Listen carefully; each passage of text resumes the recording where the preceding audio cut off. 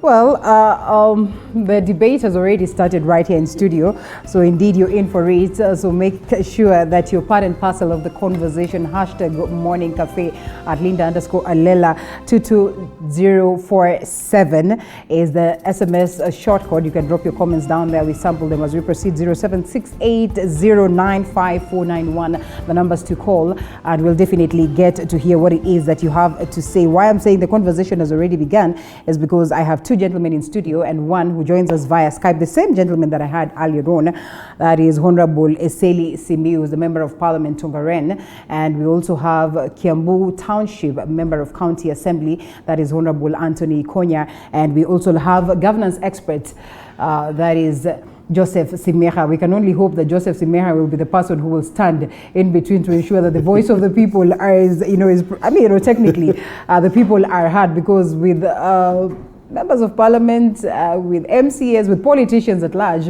sometimes we say we really do not expect anything much, but all the same, at least the ones that I bring on board are sane enough to address these issues, on a very general ground. So karibu sana. And to kickstart the conversation, like I said earlier on, we'll be looking at briefly the BBI, which we have extensively touched on the first part, and we'll also be taking a look at just what plays out on matter politics and what played out over the weekend. The fires shot, or the shots fired at Right Honorable Raila Odinga, and those ones at the DP, and this move that ODM has taken in regards to seeing to it that they advertise the role of presidency. Just how genuine is this, and what does it mean for party democracy and generally multi-partyism? And so much so is what we'll be touching on that revolve around politics. So karibu once again, and to kickstart the conversation, we picked this particular story. Deputy President William Ruto has asked opposition leader Right Honorable Raila Odinga to engage President Uhuru Kenyatta over his claims that Jubilee government has failed. He says that the ODM leader should not go out there on sideshows or on podiums speaking to Kenyans and, arguing that the president or the Jubilee government has not done so much so in terms of, realizing development for the people. So he has criticized the ODM leader for engaging in petty politics, adding that he had played a central role in derailing Jubilee's development programs through the handshake. He spoke, in Dagoretti South during a church service. Let's take a look at that. Hatuwezi kurudishwa mahali pa mambo ya ukabila na mambo ya chuki na mambo ya wananchi kugawanywa.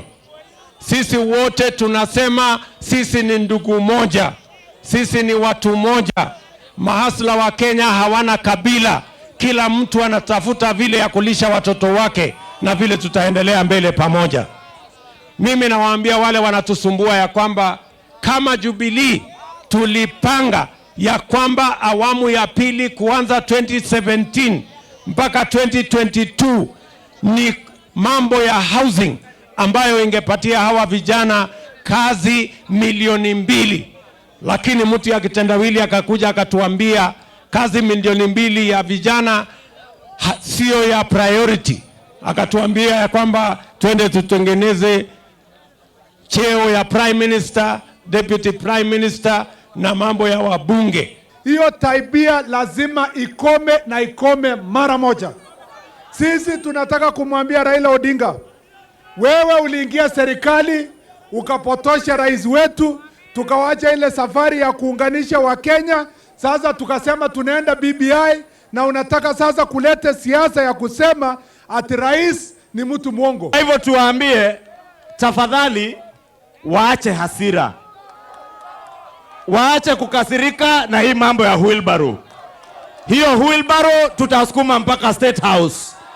Itabeba mwananchi wa kawaida mpaka State House. Itabeba huyu Ruto wetu mpaka State House. Na niwaambie, niwafichulie nisiwafichulie, hivi karibuni kwa muda wa wiki moja ama wiki mbili, leo hii tukitembea tunajua ya kwamba the biggest impediment to the big four agenda is Raila Amolo Odinga.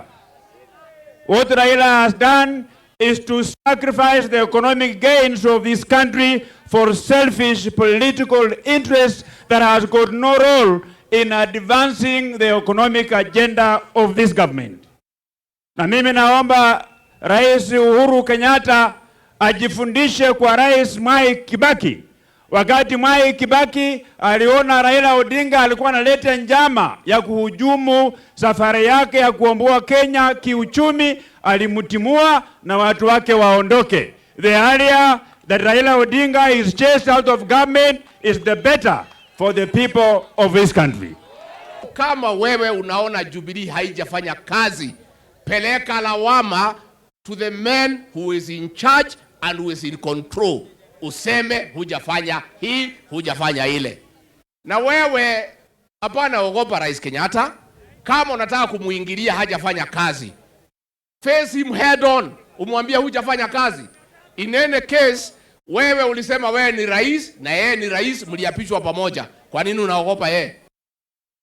Well, that was during a church service, and interesting to note is that all this is happening in most cases, like our politicians are always waiting for the weekend and, you know, where they will go to church so that they can, you know, go and advance their agendas. And so speaking on that, Nairobi's All Saints Cathedral has banned the politicians against misusing the church to advance their political interests. The church has now threatened to literally stop reggae, promising to refuse audience to politicians. And now speaking during the church service, that is Sunday, All Saints Provost Reverend Sami Wainaina has also opposed the BBI report, claiming that the documents only seek to benefit a few individuals, as Musa Salah tells us. Until our own sinfulness. With politicians using every opportunity to drum up support for the Building Bridges Initiative BBI report and hunt for votes ahead of the 2022 general election, Nairobi's All Saints Cathedral has threatened to stop reggae in church and refused to give audience to politicians. The church accusing political leaders of misusing the podium. Churches have opened their podiums to politicians to attack their opponents. Reggae must stop in churches. And I want to tell politicians, in this cathedral, this podium will never be used by you. Let me tell Christian leaders, close your churches to politicians. You are going to destroy this country. However, the Kenyan National Congress of Pentecostal Churches has pledged to forward candidates for various political seats in the 2022 polls to reduce the rampant theft of public funds within the government. Choose some of your own to be members of parliament, to be MCAs, to be senators, and if the worst come, we shall also have a president. The All Saints Cathedral has also expressed its dissatisfaction with increased corruption in the country a few days after President Uhuru Kenyatta openly admitted that at least 2 billion shillings is lost to corruption every day. Tiga ukaha kuhigisha, iria maiyaga o muthenya ni ikirite billion icio igire. Andu aya ni bure. Reverend Sami Wainaina accusing President Kenyatta of failing to tame corruption in his administration. Mr. President, you have the EACC. You have the DPP, you have the NIS, you have every government machinery at your disposal. Either the government knows who steals the Kenyan money, or the government is part of the stealing. What are you telling Kenyans when you confess such? That you are defeated? Who will save then this country if the president cannot save us? Wainaina has also opposed the push for constitutional amendment through the BBI report, saying the document is a plot to benefit a few individuals, further refuting the government's plans to increase revenue allocation to counties to 35% if the document is passed. We have money for BBI, which will only benefit only a few people at the top, the kingpins. BBI will not solve your problems. They only want to benefit at the top, so that they can share. Our counties cannot receive 15% of the allocation, which is constitutional. Then you want to argue to me that the BBI comes and solves all your problems and gives you 35. If you can't give 15, how do you give 35? Musa Salah, TV 47. Dr. Eseli Simiyu would have, started with the first story, but let's start from this very last one and just look at how genuine our religious leaders are. First of all, there's no space for you people in churches, so they speak. I don't know how genuine they are. At least for you, we've not seen you doing so much of this. But looking at the fact that he speaks of, let's lock them out, but then again, he's speaking politics in church. I think what we should realize that religion in Kenya, especially Christianity in Kenya, is actually a commodity for sale. It is not what you call it, a pious belief. Right. It is, in fact, it's business for some of them. They start churches to make money and so on. So really, you have to decide of these religious leaders, who are you listening to? Because you could easily be listening to the wrong religious leader. Many of them are Bible-carrying thieves themselves and philanderers. So we should not really listen to them very seriously. But we also cannot overlook the... Not to say that all of them know. Yeah. I'm saying we need to be very careful who among these religious leaders we are listening to. Some of them are part of the problem of this country. Like I just heard him saying that if they cannot pay 15%, how will they pay 35%? Okay. You see, he has closed his mind to realizing that there's an economic downturn. This economic downturn is two-pronged. The COVID pandemic, which has caused havoc economically throughout the country, and throughout the world, not just in Kenya. Then, of course, the Jubilee's appetite for loans, which has meant that therefore we have too much money, we have to pay back as loans. So that has reduced the national cake. It's not going to stay like that forever.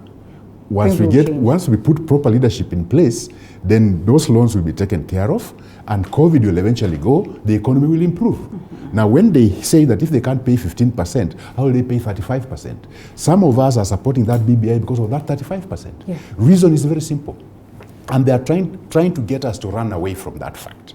They are trying to get us to run away from the fact that since Kenya was formed as boundaries and so on, there are only 3 communities that have ongoza Kenya. The Beberu, that's the colonialist, the Kikuyu, and the Kalenjin. Right. And honestly, what has happened is that they have actually put their straws into the national coffers and have been siphoning from the national coffers direct to a few select people in their communities. The rest of the country has not benefited as much. Okay. And they want us to run away from that now and talk about hustler. Reason, if BBI succeeds, 35% will be devolved to the counties. For sure. Then many of us, like me who comes from Bungoma, will not care what happens in the national level. They can share between Kikuyu and Kalenjin forever, I won't care. Because we'll have 35%, which will be able to do our own things. And I'm saying this out of experience. The constituency I come from, we had no tarmac. The first tarmac there is by the county government. Okay. Not by the national government. That is, yes. So, if we had 35%, we can even do more tarmac. Okay. And we don't care about the national government. Now, they don't want that. They want so that by the time they get into State House, and you know they are saying something very dangerous, that tutabeba hustler, killer hustler and wheelbarrow to ingia State House. When they get to State House and they don't deliver for these hustlers, they are courting a revolution. Okay. That's what they are courting. You see, some of these careless statements, we need to be very careful. I think in this case, BBI is a solution to an extent. It's not the total solution. To an extent it is. Yeah. But trying to get us to run away from the tribal problems of this country will not stop the tribalism. Because there are government offices, public offices in this country. If you go there, people can actually hold their meetings in one language. One tribal language. It's a fact. We can't run away from it. If you go to some of the offices, like when you look at the Public Service Commission, showing how the communities have got jobs in the public service, they don't tell you what quality of jobs. But I'll tell you this, like the community I come from, the Luya, if you go to the public offices, the majority of the Luyas who are said to be employed by the public service are actually sweepers, cleaners, and tiggers. Hold it right there. So we are not running away from this. And we cannot accept these hypocritical tribalists. Okay. They themselves. So you're in agreement to what President Uhuru Kenyatta said, and do you think he was genuine in the first place? If you don't have a question of being genuine, that's a fact. Well, it was castigated by many, and people felt like, you know what? The truth is only 3 people. And let me tell you this, they have not led the country. They have ruled the country. Okay. Ruling and leading are 2 different things. The Beberu, the Kikuyu, and the Kalenjin. And it's a fact that they have benefited the most. Yes, in their communities, there are also poor people. And these poor people are the ones who are making them scared. That these people they realize, okay. So let's include them. If you notice, the places where people are most against the BBI is in Kalenjin land and in Kikuyu land. Kikuyu land. All right, hold it right there. Simeha, you hear what Mheshimiwa speaks about, and we probably have not had a chance to hear from you, or your reactions on what it is that President Uhuru Kenyatta said. And according to Honorable Eseli Simiyu, there's so much, genuineness in that particular statement.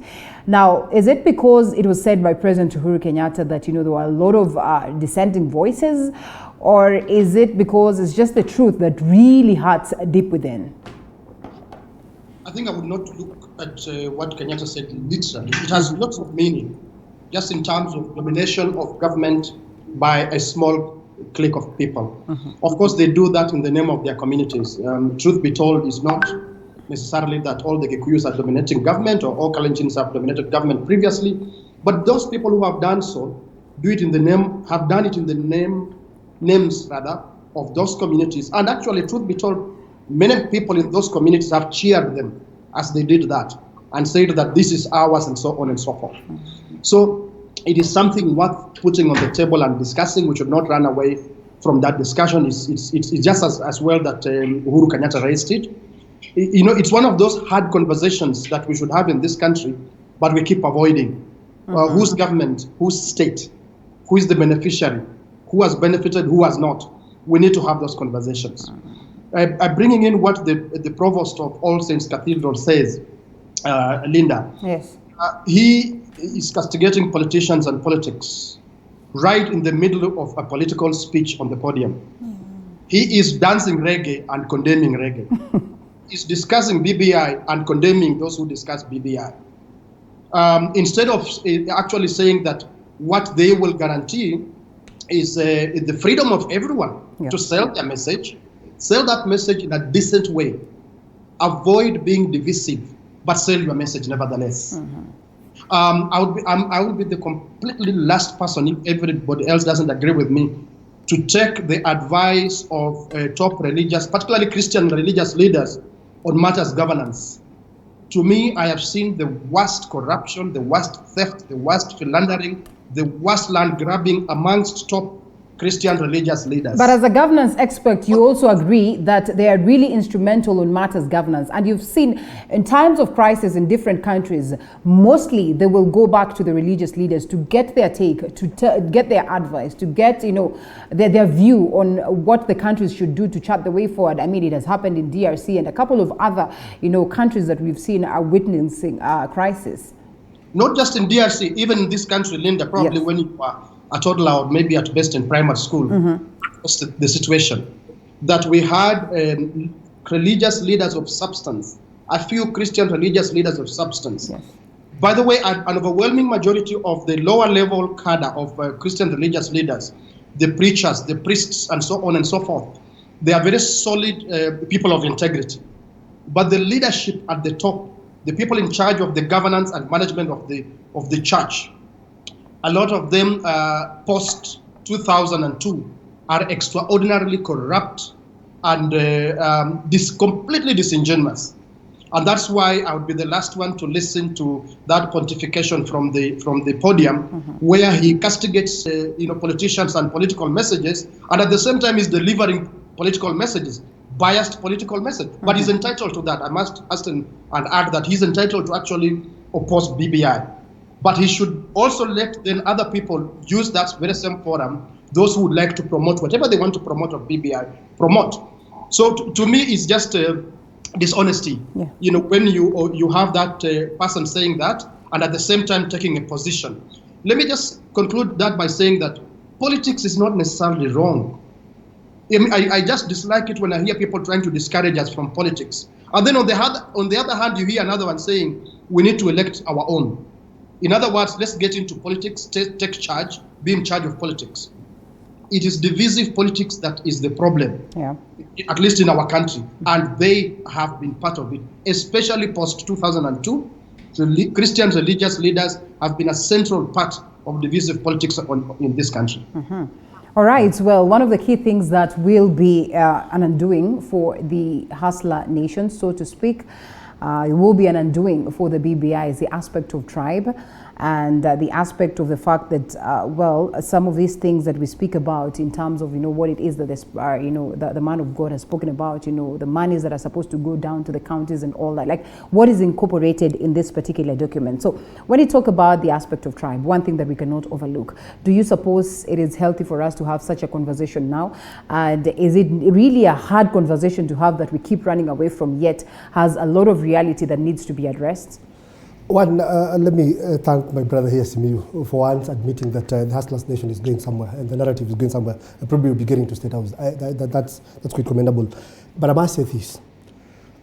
We need to have a conversation around Kenyans, not tribes. Okay. We need to have a conversation around... Unless it's not the tribe thing. Uh-huh. You can't run away from You cannot run away. No, you allow me to finish. That is why we're saying, let's come with a narrative that cuts across board. All right? That brings everyone on board. When you talk of hustling, everybody across the country will associate themselves with this. And we need to spell out this thing called hustling for people to know. It is not a divide between the rich and the poor. It's a belief system. It's telling people that you can move from being a hawker to owning a shop.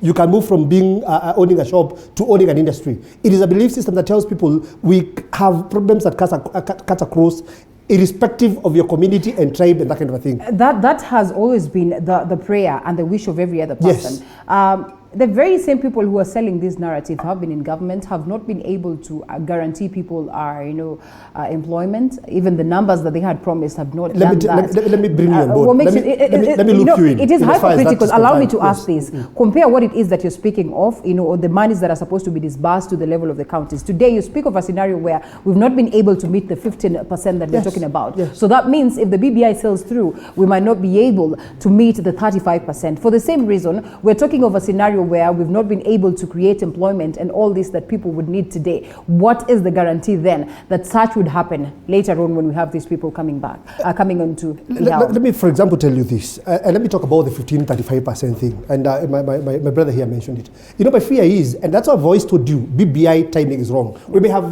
have very good content in it, but the timing is very wrong. For example, if you pass BBI today and becomes law that government is supposed to give county government 35%.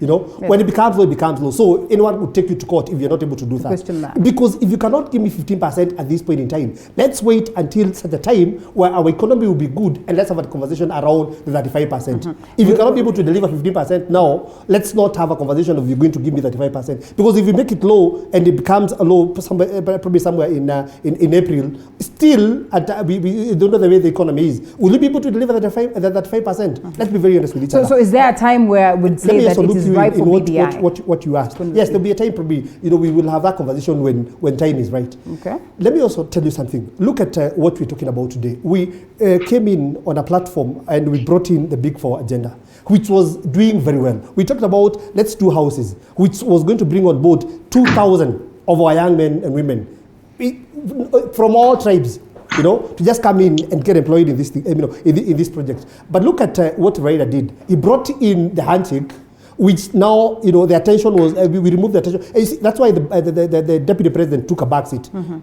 that is why he's saying, I know where the problem crept in, and I know how to solve this problem. We only get back to agendas, we only get back to building this nation, but we were drained by something called... He was elected alongside President Uhuru Kenyatta. For him to take a back seat, what does it speak to the Kenyan who elected him? Let me ask you a very honest question. What do? You speak, you talk. Simeha, what do you do? He's a governance expert. In a scenario where, as the deputy president, you are in office, you were elected alongside the president, and you feel like there is an intruder in the house, and so you decide to take a back seat? You either kick out that intruder or you resign.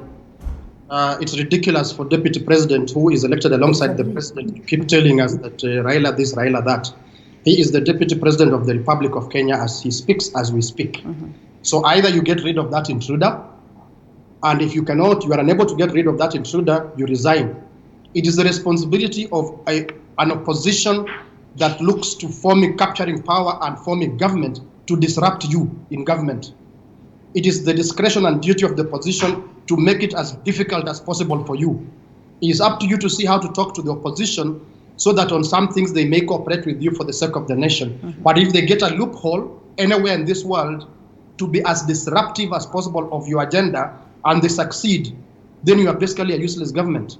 Who is fooling who in this case? Let's loop in Honorable. That is all you're telling me to go. I think, yes. In terms of the concept and practice of politics, then you do not deserve to be in office because the opposition has succeeded in disrupting you. So look at that, the word useless in that context. Right. That's what I mean. Okay. When that gentleman talks about inability of government to give 15%, I agree with him.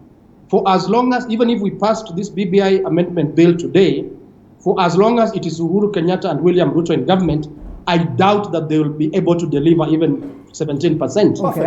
As Eseli said, a better future government can deliver even 50%. I think you asked who is fooling who. Yes. And I would say that the perpetrators of the hustler movement are the ones fooling Kenyans. Okay. You know, the message could be right, but the messenger is all wrong, and the messengers are all wrong. Because they cannot be the solution to the problems they created. Right. They created the problems, or they are part of the creators of the problems. Now they are fooling us that they are going to solve those problems. You see, just take a simple mathematics. When you say 15%, it means if you have 100 shillings, you'll give 15 shillings. When you say 35%, it means if you have 100 shillings, you'll give 35%. So it's not that the economy has to grow before you give the 35%. No. The 35% of what is already there.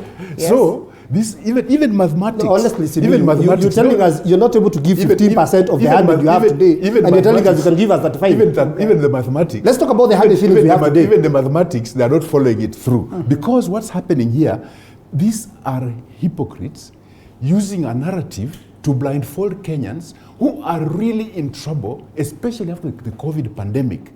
People are suffering. People with jobs have lost those jobs. People with businesses have crashed. And they are using that opportunity. That's very smart politics, I would say. They are playing very smart. In a way successful, and that's what we are questioning today. They are playing very smart politics. And the opponents not doing something that the thing is this, they might have the right message. But as I say from the word go, the messenger is the wrong one. They have the right message, wrong messenger. Because one of the problems of this country is crony capitalism. And you see the galaxy of people perpetrating the hustler movement, they are all beneficiaries of crony capitalism. So you wonder if they're the solution. You wonder whether they're really the solution. I think we need a clean slate. We need to start from a clean slate without any of these fellows. Is that why we see most of the people who take that direction to Karen facing trouble? I mean, is there some level of character assassination? Is there some level of witch hunt in the politics that we play as a nation? Kenyan politics is dirty. Kenyan politics is very dirty. There's a lot of character assassination. There's a lot of what I would call virtually just slandering each other. And so on and so forth. So if this is the game that we're playing, then who is going to come to bail the people out of this? And I'll ask you, Honorable Konya. The failure of institutions like the NCIC or whatever, those institutions have failed. Okay. And then the failure of IEBC. Because why IEBC clears some of these people to run for positions, I don't know. All right. Some of them should be nowhere near public office, especially elective. But IEBC clears them, NCIC does nothing. So I think it's a failure of institutions that is leading to the trouble in this country. But one of the three biggest problems in this country, tribalism, impunity, and corruption. Those three. Whether we talk about hustler, whether we talk about what, unless we stamp out those three, we are heading nowhere. Well, still on matters governance. He talks about institutions. I really wonder, he's a member of parliament, and let me ask him this. When you talk of institutions are creatures of statute and they follow the law, all right? So they make decisions based on the law.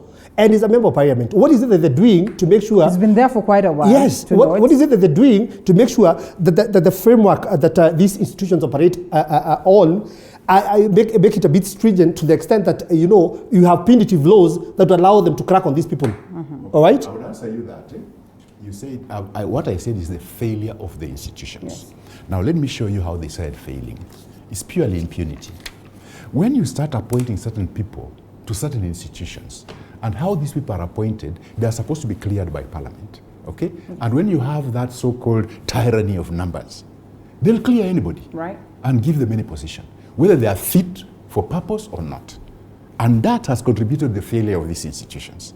And if we are not going to face those facts, honestly, we are whistling in the wind. It is ironical, Simeha, to hear Honorable Eseli Simiyu speak of this, though it is the reality as we speak. And on several occurrences, we've seen even the President himself acknowledging that indeed there's a problem on matters tribalism, there's a problem on matters impunity, there's a problem, on matters corruption. The very same people who are the top of the helm, the very same people who are supposed to work on these institutions and the systems to get them right are the very same people who are crying foul. What is left of the common mwananchi, and what does it speak of the leadership and governance aspect of the nation? Linda, in any national country, the state is supposed to guarantee a platform for articulation and negotiation of interests by different interest groups. Yeah. Be they ethnic groups, political parties, religious sector, whatnot, name it, all manner of interest groups. In our case, in the Republic of Kenya, the state has failed to do that because the state is captured by a very narrow interest group. Actually, it was handed over from the colonial days to that small, narrow interest group. So for as long as the state fails to provide a platform for people to openly come out and talk about their interests without fear, so that we may negotiate those interests. By the way, you can never do away with interests, including ethnic interests. The important thing is to negotiate them decently, so that what is not agreeable, you are told and you drop it. What is agreeable comes to the table and joins with others and forms national or shared interest.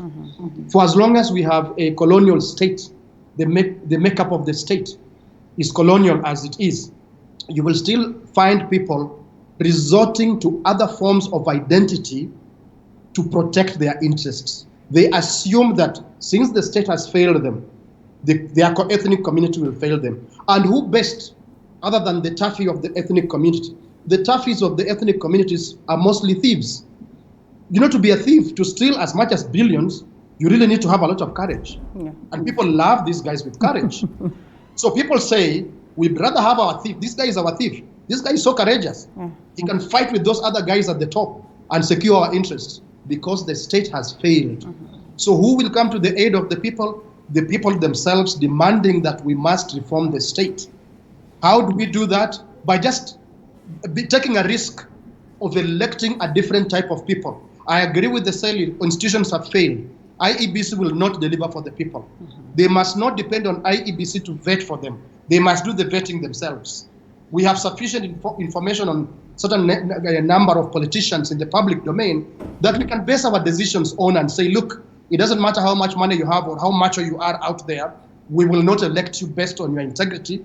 We are electing this other young woman or young man or old woman or old man to go and fight for us. And the first fight is to talk about the nature of our state and how we can reform it so that we can have better politics and governance in our nation.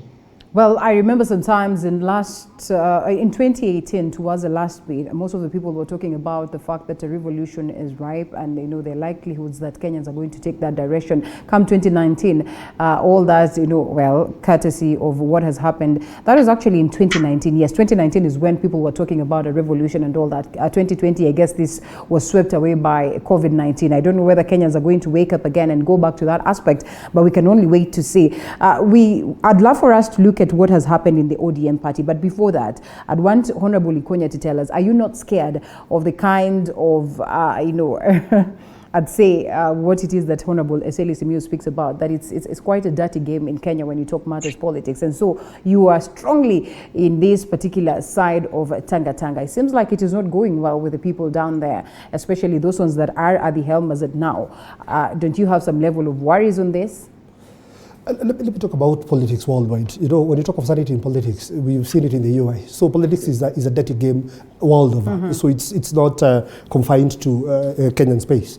But I also want to say that I am a believer of Tanga by principle. What spells out to the people and what it seeks to do is what I believe in. That narrative that brings the people of Kenya together on the basis of ideologies, on the basis of things that we can do. the common thing amongst all of us are those small things that eat us. And the DP has gone down to the MCAs for this particular support. We've witnessed that in the recent past. Yes. What do you suppose the members of County Assembly have to offer for him?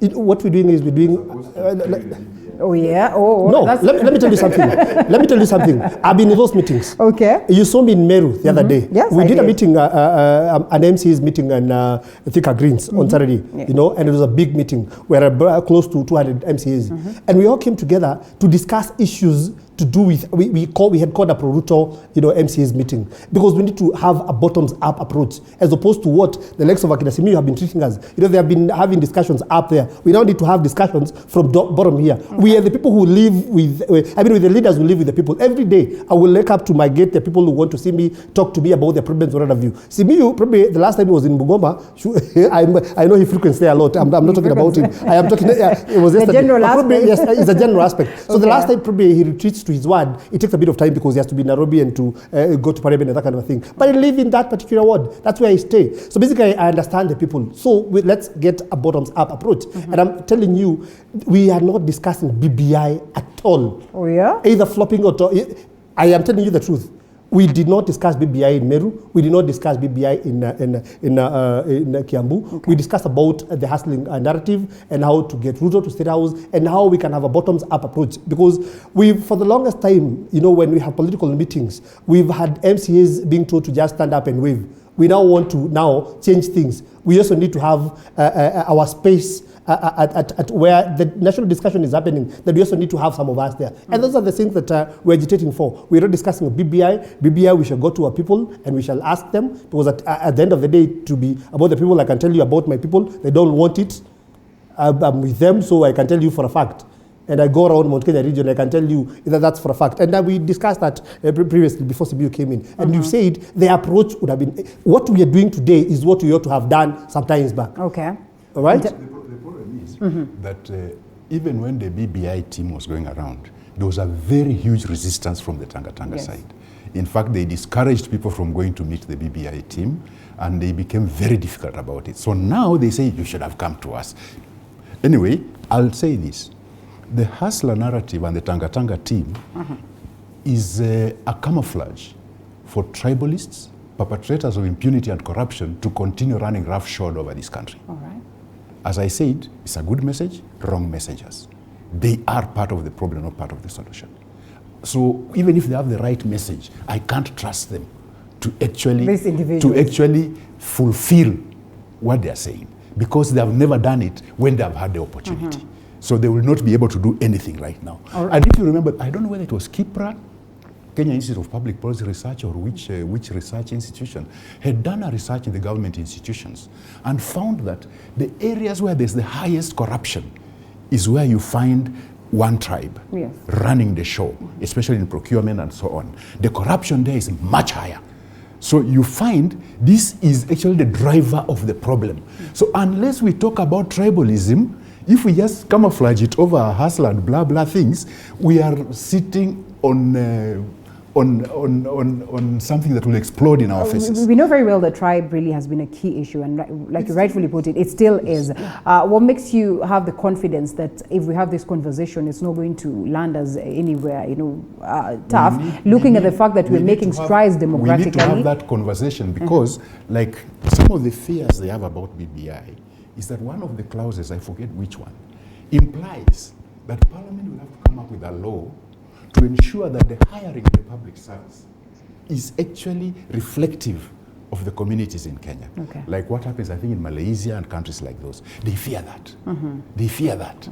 Because it will mean that, because what basically they do, the government, once they're holding the government, they use it to get their people employed, to get their people done what? That's why I told you that if you look at the public service, even when they give you the list of this number of people from this type, this number of people from this type, look at the quality of the job they're holding. You'll find that many of them are holding lowly jobs. Okay. The higher jobs are different. All this right there. These are facts they want us to run away from. When Mheshimiwa here complains about numbers in government institutions, you say, for example, would want to assume that Kikuyus are many. That is commensurate to their numbers. They also, in terms of numbers, yes. the topmost. Yeah. So when you find many of us in government and institutions, that is commensurate to our numbers. There's no problem. Yes. I said a law that ensures that the people are represented within public service based on their numbers. Yes, Kikuyus will still be the majority. Yes. But so they will not be able to hold a board meeting in Kikuyu. Right now, there are some institutions where they can do that.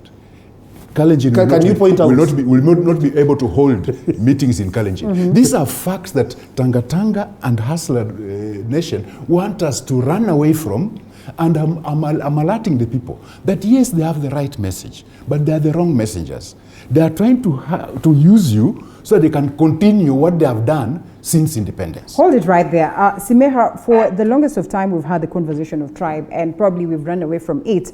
Some would argue that over time, this really would be a game of the past based on what we witness today. Intermarriages, where you find that in most cases, our very own young ones come up and they marry in different communities, in different tribes, is something that is happening today, and it's taking up shape in lightning speed. Do you suppose that we should let it for nature to take its course, that it may address this? And when you talk about tribe, just how critical is the Mount Kenya region in the passage of the BBI?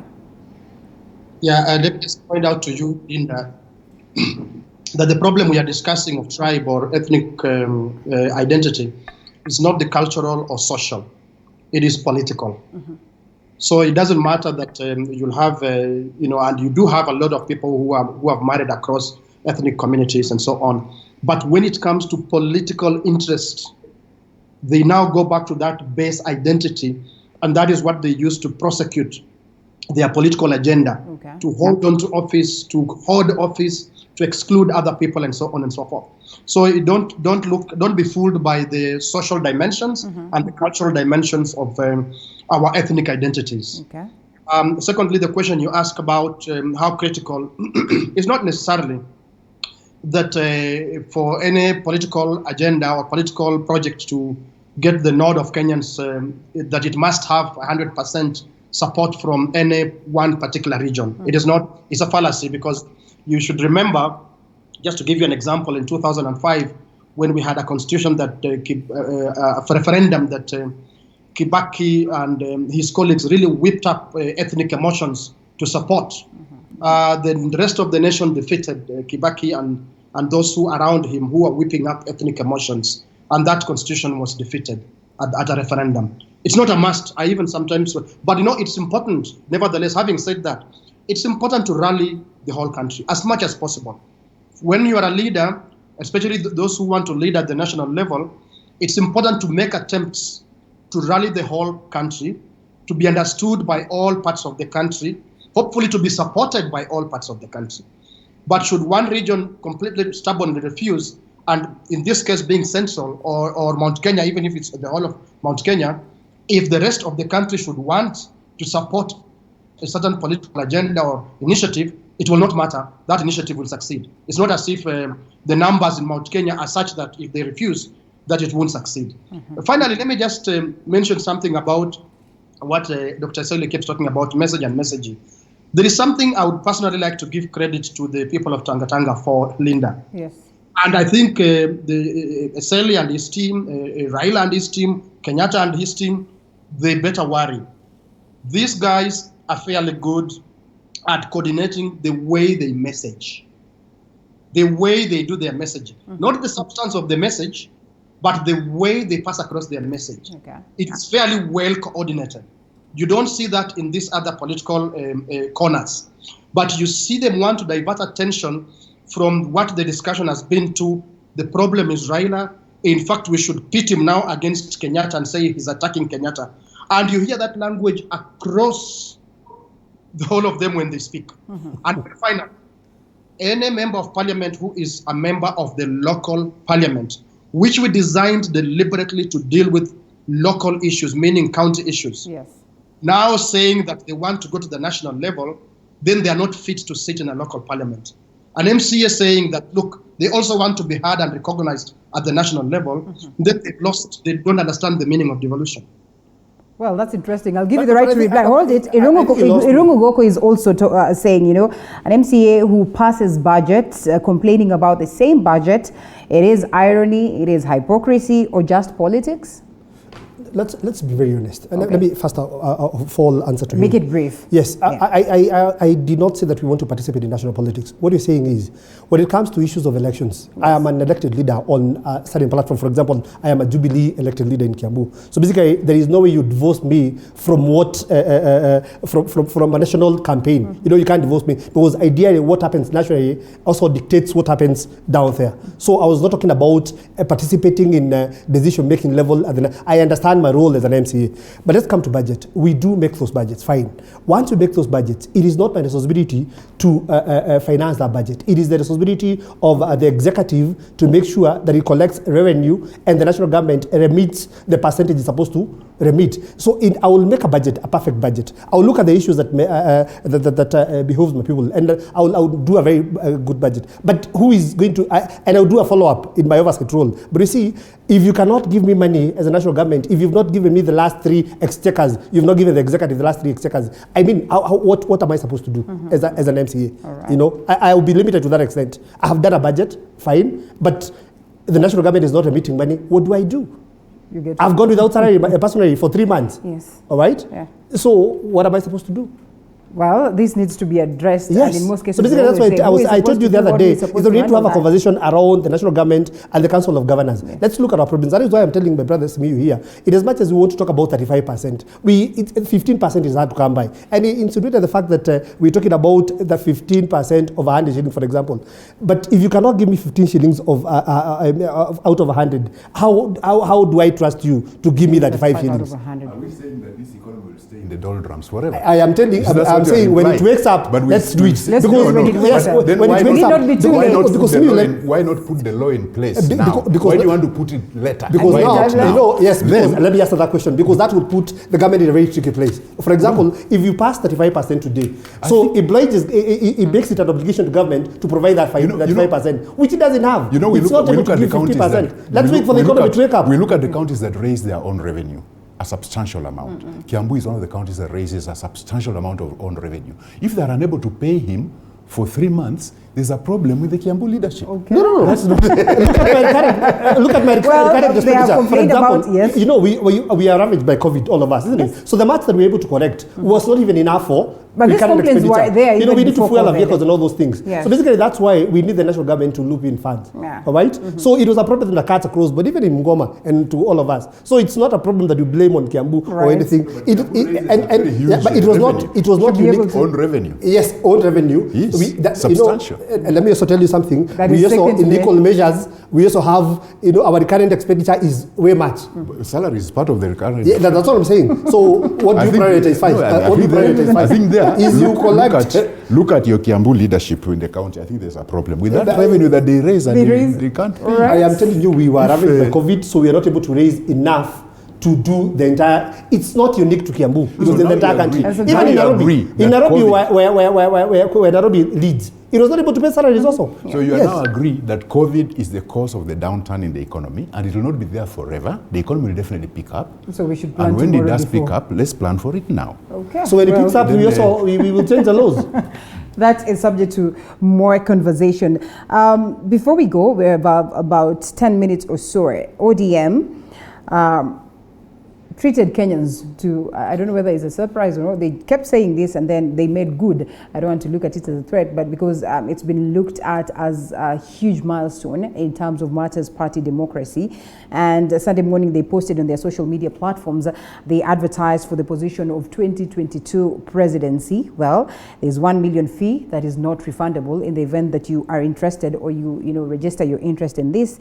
And well, that is something that is looked at as, history in its own special way. I don't know whether it is. Honorable Eseli Simiyu looks to me as though he is doubting this. But yes, that move and the fact that we've always known that if we're talking ODM, automatically the flag bearer is Baba. It looks like it's a different affair altogether.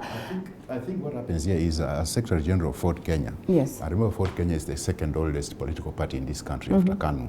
And so the first constitution for a multi-party when more parties came up was actually the Fort Kenya Constitution. Yes. And it has virtually been the template of what many other parties have copied from. And you'll find that most of these parties actually imply in their constitutions that they'll have a nomination process for their presidential candidate. Yes. It's just that they have never brought it out in the open. And I think that's what ODM has done. All right. So it's not anything strange, really. You think it's really not anything strange? No, because if you look at most of their constitutions, as I told you, the Fort Kenya Constitution became a template that all the other parties that came up later were borrowing from. And that's one thing that they have borrowed from. If you remember, even Jubilee themselves have been saying the deputy is not the automatic presidential candidate. Because that particular template has been copied by very many political parties. So ODM advertising now, to me, is not strange. Does it not remain a template, Honorable? Let me just say something very interesting. ODM has just woken up from a deep sleep. Unfortunately, they've woken up in the afternoon, where some of us woke up very early and have done quite a lot in the day.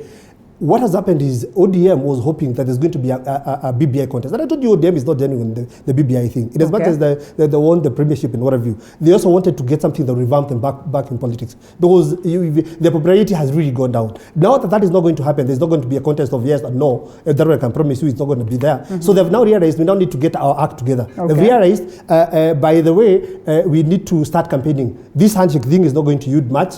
This BBI thing may also not yield much. So we now need to hit the road running. Unfortunately, it's too late in the day, and it's quite unfortunate for them. Well, at the level of presidency, while these templates could be there in black and white, as Honorable Seli Simiyu speaks, it's almost cast in stone that there are certain individuals that, are always preferred by the party. Do you suppose it's always a democratic process when we get these individuals that are supposed to carry the flag of the party or a certain party? Simeha? Let me, Linda, in my response, just share some factual information without diverting from that issue. Yes. That, by the way, the constitutional duty and responsibility of financing a budget is not the duty of an executive, it's the duty of a legislature. Okay. The executive proposes and then implements. Budget is financed. The decisions on financing are for the legislature, not the. They're listening. I just need to give that as factual information. Yeah. And then secondly, when you want to improve society, it doesn't happen organically. You don't say that, let's wait, society will improve, and then we talk about governance. It is governance that actually has to take certain deliberate measures to improve society. So therefore, you must start with organizing governance. We can put this ODM debate in that context. If ODM has any hope, any desire, any wish to continue being relevant to the governance of this nation, then it has itself to organize its own governance in advance. It has to put itself in a state that if and when the time comes for an opportunity to, say, go to a national election or a presidential election, it is able, if it wants, it has to prepare itself to be in such a position that it is able to participate from a prepared and organized point of view. Now, ODM has something that is like a curse, at the same time a blessing, an extraordinary leadership. Okay. Someone of the stature of Raila Odinga, Linda, can be a blessing and at the same time a curse to a political party. When you are so overbearing like Raila Odinga is, the tendency is that people in your party will be cautious, especially in the context of our African culture. Let's not divorce our politics from our culture. People are extremely cautious to want to challenge you, to want to come out openly and challenge you. They'll give you a lot of leverage. That is not always good for a political party. Right. You have to give people like Seli Simiyu and others credit, people who can come up and challenge their political party leaders when they are going astray. It doesn't always happen in ODM because of the stature of the leader of the party. Right. If and when he makes mistakes, not very many people are in position, are prepared to challenge him.